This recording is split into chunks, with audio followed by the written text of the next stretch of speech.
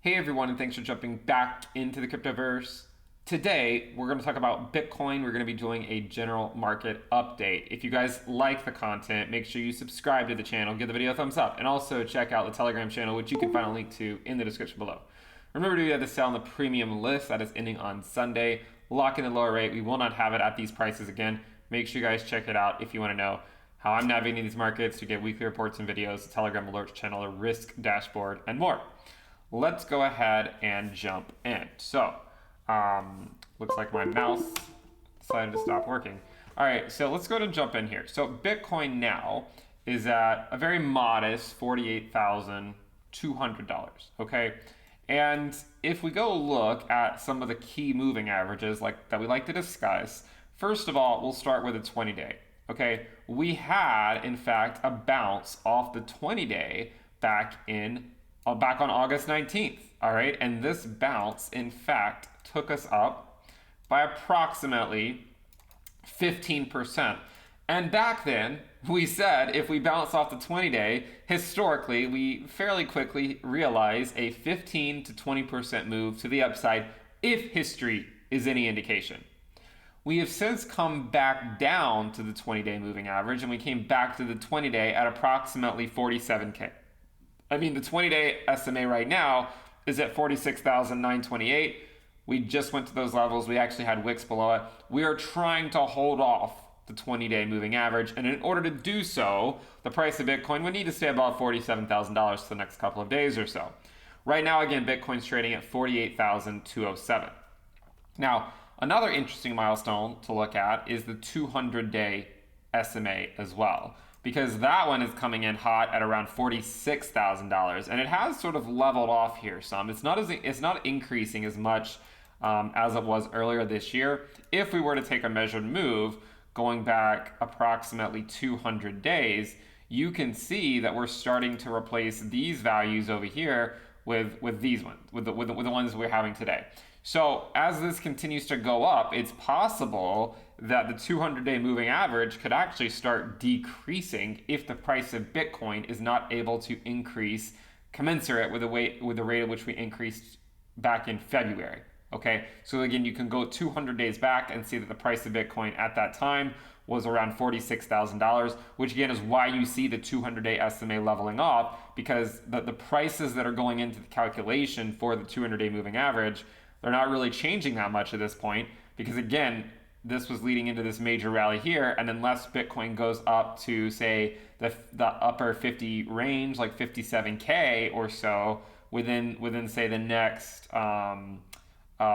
couple of weeks, then the 200-day moving average will in fact start decreasing in the short term. Okay, it will, unless Bitcoin is able to continue moving higher, closer, maybe around $10,000 higher than it is today. If it's able to go up $10,000 higher than it is today, then there's a good chance that the 200-day moving average will not roll over and start going back down. So, what are some other moving averages we can look at? I mean, obviously, there's always the 50-day and the 100-day, but those are largely irrelevant at the moment. And so talking about them, I mean, the 50-day is just over 40K, and the 100-day is just over $38,000. Now, why don't we go ahead and switch it over to the weekly time frame, and we can see that Bitcoin has in fact put in 5 weekly candles in a row that are green. If we were able to put in a 6th candle that is green, we would need to close this week, so in a couple days, at above 49.3K. So if Bitcoin closes the week, if we get that typical rally going into the weekend that we've been getting many weekends over the last 5 weeks, if we get it for a 6th week in a row, then we could be looking at 6 green weekly candles in a row going into September. Now remember, September historically is not a great month for Bitcoin.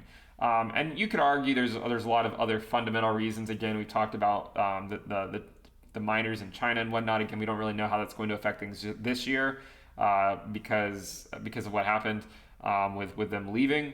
But you could look at this and say, well, what is going to happen in September? Are we just going to continue to rally and not look back and have 7 in a row, like 7 green, 8 greens in a row, 9 greens in a row? Or is it likely we have a pullback? Now, one thing to consider with September is that you don't have to like the idea that if on September 1st we don't immediately drop down some, that September forecast of not being a good month or not being a good month is out the window. I don't think that's true. I mean, we could still trend up in September for a little ways. But given that historically it's not a great month, I would be more inclined to think we would have at least some semblance of a pullback where we don't just continue to put one weekly green candle after another in without any substantial pullbacks. Now we have had pullbacks, right? The price of Bitcoin has had pullbacks so far. I mean, we've had several of them, in fact, and you can see them a little bit clearer when you go over to the daily time frame. Remember, we went up to 42K and then back down to 37, and then we came up to 46, and then back down to 43, and then up to 48, and then down to 44, and then up to 50, and then now we came back down to up to 46 or 47 or so. So Bitcoin has had pullbacks, but it hasn't had any substantial pullbacks on the weekly time frame, where you get a couple of weeks where it's not just immediately recovering. So the whole September stuff that we've discussed also is not set in stone. It is not what Ben thinks will happen. This is a common misconception. It's not what I think will happen. It is just what the data suggests will happen based on what has happened in the past. And I think looking at 6 green candles in a row and saying, well, historically, going into September is not necessarily the best time for Bitcoin, and also seeing 6 green candles in a row, it makes sense that we might have at least 1 or 2 weeks of a pullback some point in September. So keep that in mind. If that happens, I would not necessarily let that scare you. Hopefully we can hold the line at the 20-week moving average, which right now is trading just above trading just above $42,000. The 20-week moving average is trading just above $42,000. But by that time, in a number of weeks, the 20-week moving average is probably going to be different than what it is today. So I'm just telling you what it is today. Again, the 21-week EMA is also around $42,000. So that the 20-week SMA, I think, is going to be an important level to watch as we go into September and then October. If you go back to the last year, we had this crazy move by Bitcoin in July and August. And then in September, on the very first week of September, August 31st, and then going into the first week of September, that was when we actually had a pullback to the 20-week, and then we held the 20-week as support for about a month and a half. Right now, we are at around 48.2K. In order for us to get back to the 20-week SMA, the price of Bitcoin would have to drop about 12 or 13%. If that happens, again, I think the key area to watch would be the 20-week moving average. And if we can hold it, it should ultimately rocket us to $100,000, like this market cycle, if we can hold it. If we don't hold it, I would still contend that the cycle's not over and that maybe we just need a few more months like we had in the summer. Maybe we just need a few more months to regroup and then get back above it. But I don't think we can, at some point you kind of have to draw the line, I guess, with distinguishing between one cycle and another. If Bitcoin were to just go down, back down to $10,000 or $15,000 and trade there for 1 to 2 years, then we could obviously say that 64K was the peak. Again, I don't think 64K was the peak, but just so we're putting that out there so people understand, at what point would we say lengthening cycles are wrong if in fact Bitcoin is unable to put in new all-time highs, relative, within the next year or so.